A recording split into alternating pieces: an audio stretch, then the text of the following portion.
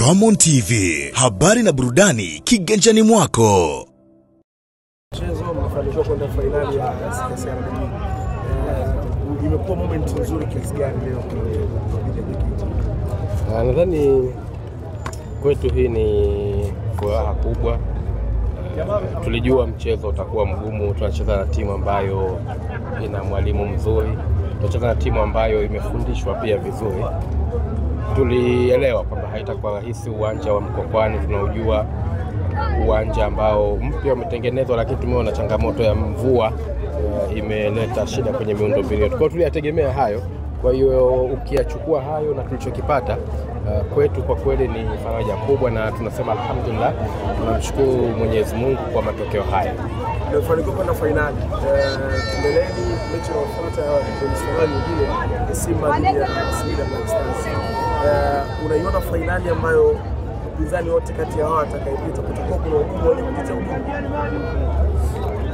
Hakuna mkate mgumu mbele ya supu, na sisi ndo wataalamu wa supu hapa Dar es Salaam.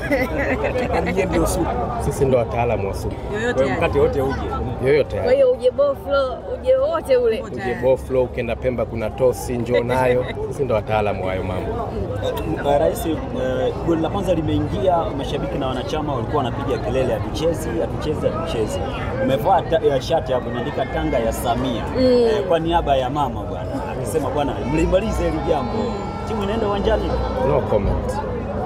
Lakini hamwezi kucheza mechi hizo mbili za ligi mpaka mmalize hiyo mechi ya 15 kwa ratiba, lakini kwa mujibu wa ratiba. Hao waliopanga ratiba wanajua wanachokimaanisha. Sisi tulishatoa msimamo wetu kama club, kama taasisi.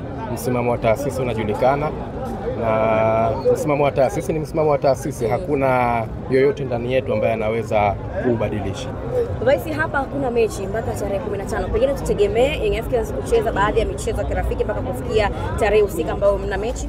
Tutakuwa tuna mchezo wa kirafiki nadhani ndani ya wiki hii inayoanza kesho Jumatatu, lakini tuna mialiko mingi. Tuna mwaliko Rwanda, tuna mwaliko Kenya, Mombasa.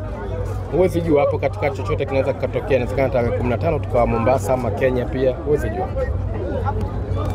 Shukrani sana. Asante.